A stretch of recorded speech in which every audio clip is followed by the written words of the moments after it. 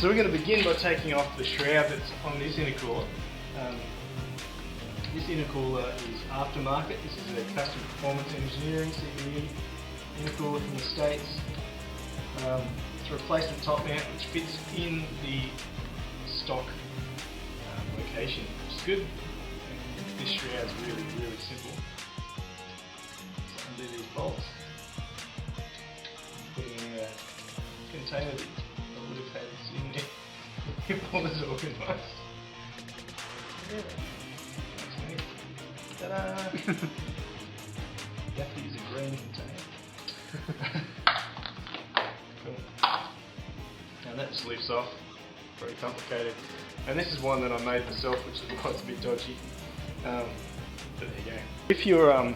If this was the stock shroud over a stock size intercooler, there's two bolts here. I believe it's been a while, but I believe they have a 10mm head. Undo them, lift this up, and then push backwards, because at the back there's just this little clip that just sort of sits on the back of that. From there, these are about identical. Use the same sockets to undo that, the same hose clamps to remove that intercooler. And it's fairly simple. You will need to remove your blow-off valve, which I'll show you how to do that as well. Alrighty, we're going to take off our blow-off valve. This is almost identical to the stock blow-off valve. The only thing on this one is I've got a hose going off to my boost gauge. But you use any kind of pliers, remove your little clip, pull that backwards, and that'll slip off. If you can see, this next clip is quite a large one, which sits behind the blow-off valve. And to get in there, this clip just there, this is what we're aiming for. And so you need a little bit of a... That's the reason I'm using this so well. I'm using this little thing, stay against a torch. Let's grab that clamp, slide it down. That'll come off in a second. Just leave that hang there for now. Then using whatever your weapon of choice is. We'll use this.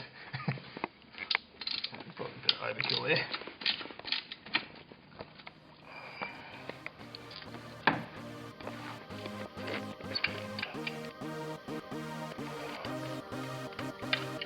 I've already done that clip. Just make sure you don't drop the gasket. There, let's pull. Blow-off valve is off. Good to go.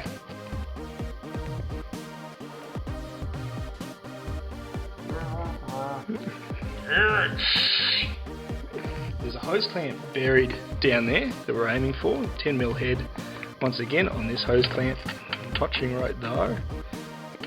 That one. So we'll start with that. It is extremely loose.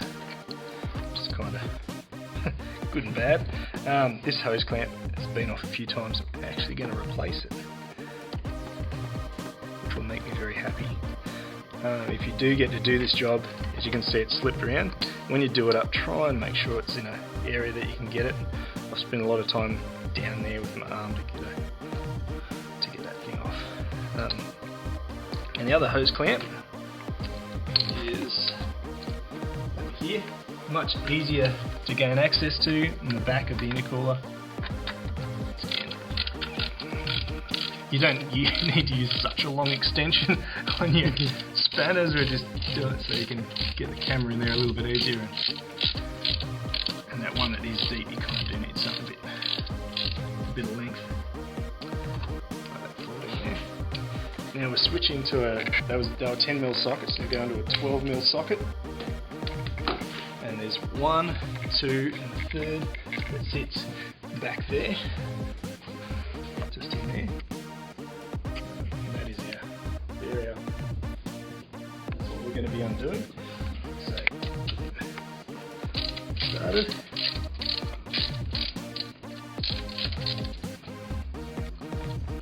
Simple.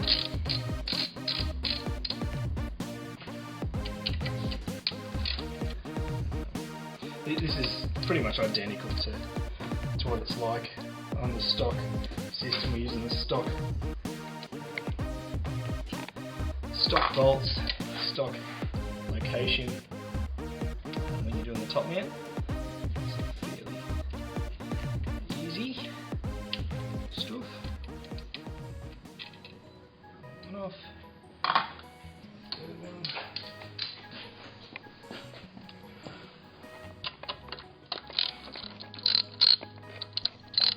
We need to take this side with the hose out first. So this is all loose now. Pick that up. We'll undo that side and sort of twist the entire intercooler in an anti-clockwise motion, and then pull it out. Just trying to be careful of our airbox and a few other things. Pick it up, pull it out of that socket, wobble. Feel that's out now.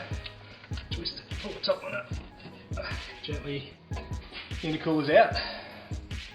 Ta-da!